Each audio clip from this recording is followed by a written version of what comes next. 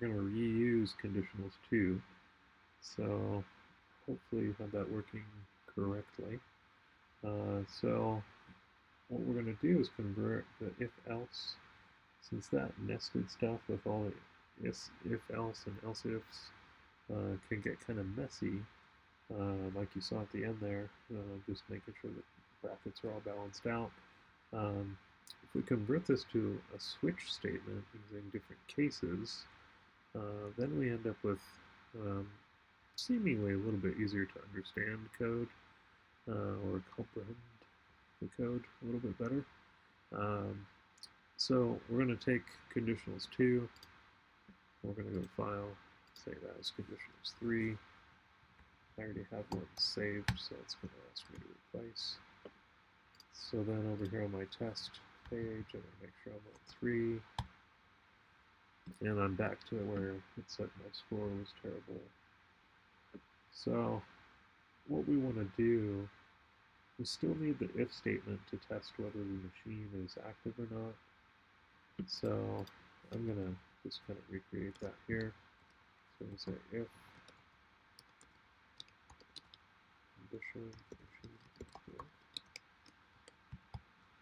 true,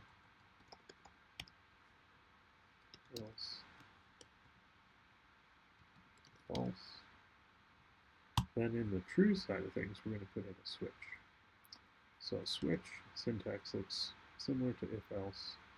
So it's going to be a whole series of conditions. So we're going to say switch, and true is the value that we're going to use here. So we say true because we're validating whether or not the outer criteria is true. So machine active is the same as saying machine active equals true. So now we're saying in the case that the criteria is true, do the following stuff. So what we can do, and I'll just start with one case and then we'll copy like we did before. So I've got my outer brackets. We're going to say case and condition. And this is where it starts to vary a little bit. So we're going to say score greater than equals 0 and score less than 20. So that's our condition. And we separate that, so that's kind of like saying if in a ternary condition, but we're just saying if this case is true, then response is equal to, I'm going to just put in 0 to 20 for a second here, and then a semicolon. That's our response. Now, what we want to make sure is that the switch statement doesn't continue its evaluation, so we use the break command after that first case. So I'm going to come down here and just grab my text now for what happens on 0 to 20. And move this over so you can see a little bit better. So that's our first case. So we have 1, 2, 3, 4 plus a default. So 5 more of these. So this is going to be case 2.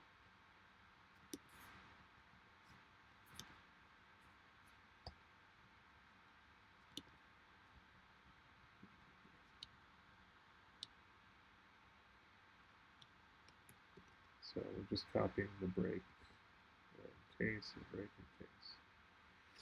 So our next range is going to be greater than equal to 20, less than equal to 40.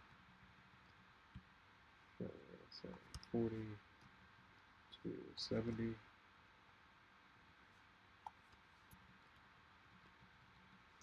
So 70 to 90. 90 to 100.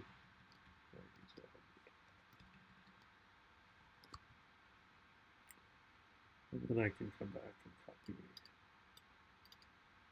each of the responses. So second response is that.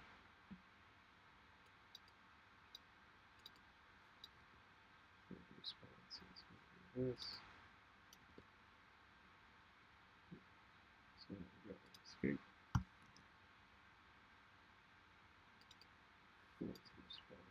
this.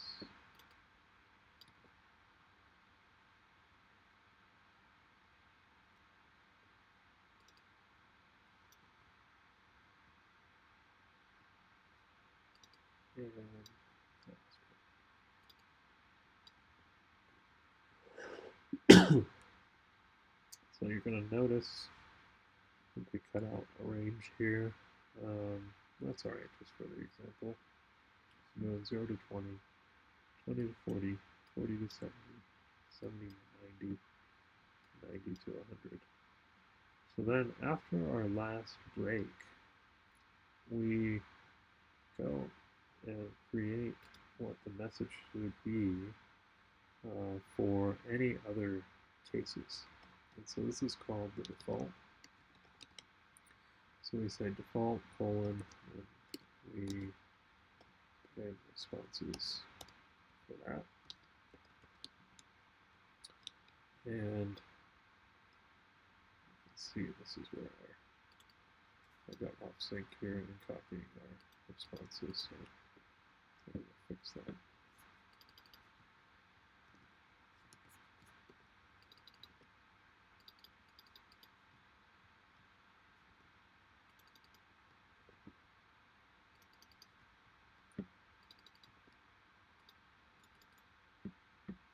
I ended up copying the default, which was at the top, and got things all out of whack here. So pay attention to details here a little bit. So now I can get rid of that messy if-else, and I can take the response from the previous one and put that into the false side of the if. So if true, do all that switch case stuff, else tell me turn the machine on. So I can get rid of the old code, and I can probably get rid of all this stuff too. So again, watch your nested brackets here, make sure they're matching. So we got that all the way up to there. We got this one going up to the switch. And then I don't see anything underlined or squiggled showing that we have any errors. And right now the machine is turned on and our score is 9. So we should see this terrible score message. So refresh, total fail, we got that. Turn the machine off. It says, hey, switch the machine on. I'm going to put it back to the default 75. Tells me my score, but the machine's off. Set it to true. And by the way, no errors down here that I see, so now we can just test all of our ranges.